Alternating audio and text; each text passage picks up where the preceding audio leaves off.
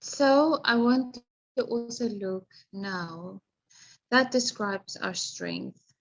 And I also wanted to now just go through the basic laws of Lashon Hara. I'm sure that you know these laws already. Someone surely have spoken about this and have gone through the laws of Lashon Hara with you.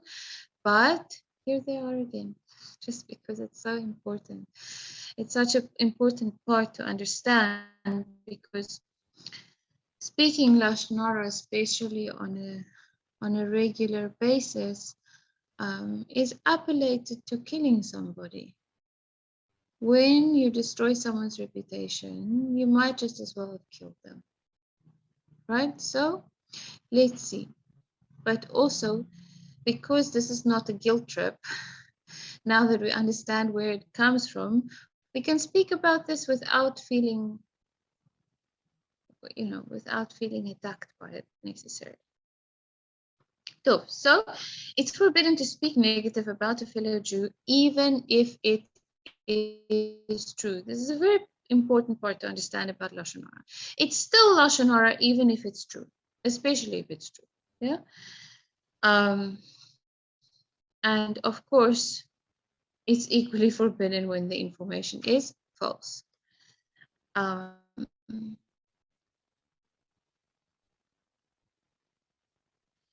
And then, of course, we have Rechilut, that comes from the Torah commandment to not be a talebearer in your nation.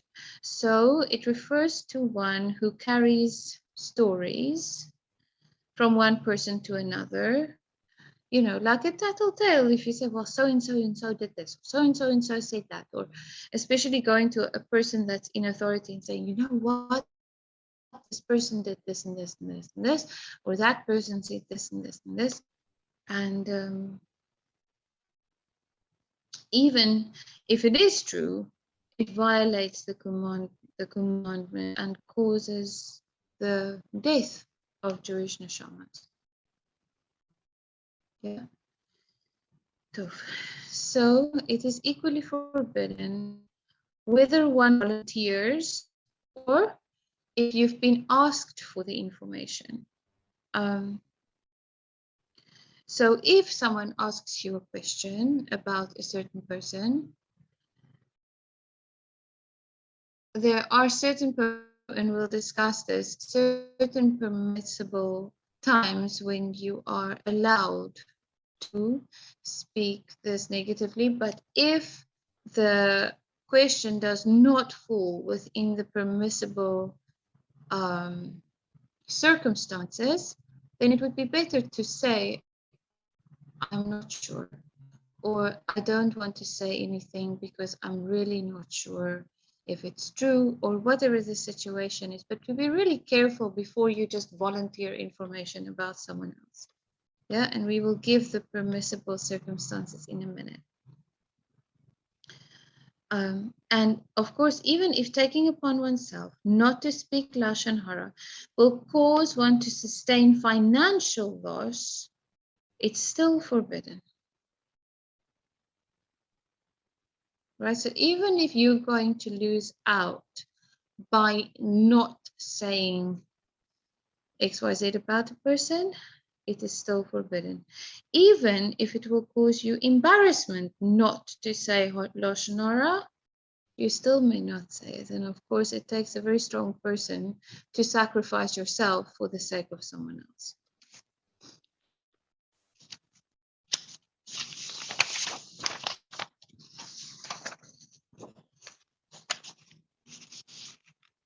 And of course, it counts not only in the verbalized form, but also when it is written, or even if it's implied in a non-verbal manner. Meaning, so if you are in the presence of someone that you would like to say what you think about,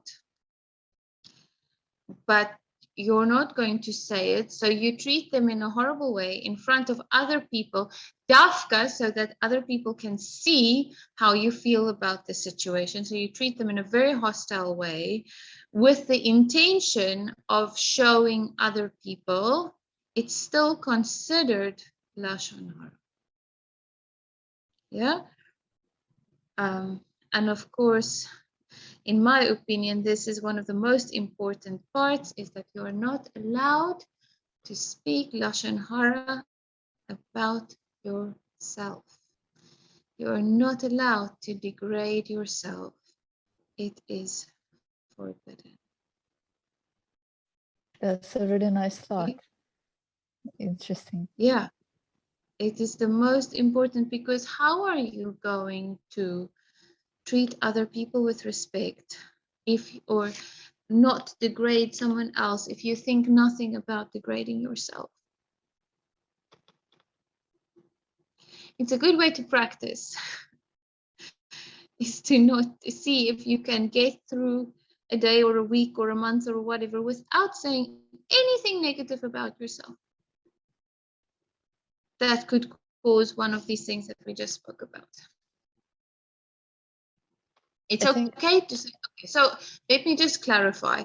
If you are in a therapy session or something like this, of course, or you're sitting with your Rebetzin or something like this, of course, it's allowed to be truthful.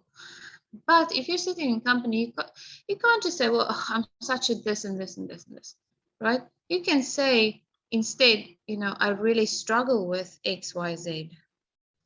That's different to really degrading yourself. So again, the information is considered negative and damaging, even if what it said is true. And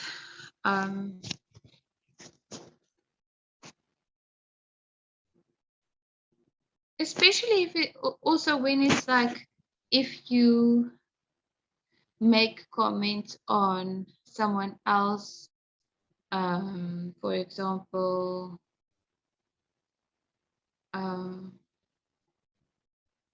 not giving tzedakah or not keeping kosher, or because quite frankly, it is not your problem what that person does and does not do. Yeah, so we're not allowed, because that's tail bearing. So we're not allowed to go to someone else and say, yeah, but that person does not keep kosher. And I'll explain when it is permissible. But just like stam kacha, no, you can't just say like what you think about this person's lifestyle, for example, just because. Okay, so there is a biblical prohibition of believing any form of Lashon Hara, even if the subject of discussion is present and does not deny what is being said about them. So we are not allowed to believe it fully. We are allowed to treat someone with caution if what has been said with the right intentions, which we'll discuss in a minute, but never to allow it to believe it completely.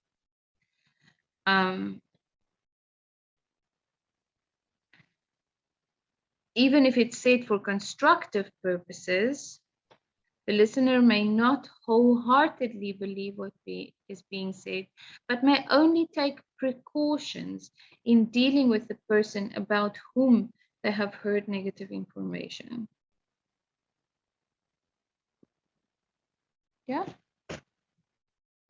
And if it is being said to you under the following circumstances, you're only allowed to listen to what is necessary. Not if the person starts giving you a whole Megillah about the person that they are talking about. Yeah, so your ears are equally responsible for what is being said than what your mouth is responsible for what is being said. Okay, now permitted forms of Lashon Hara.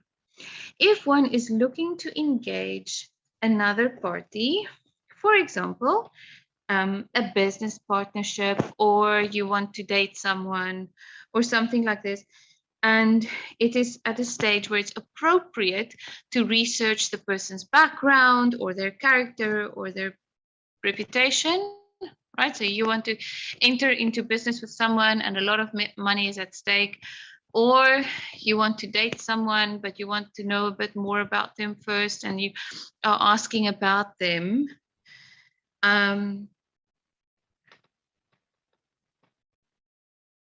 You are allowed to obtain only the relevant information that is required, and you have to state your intention.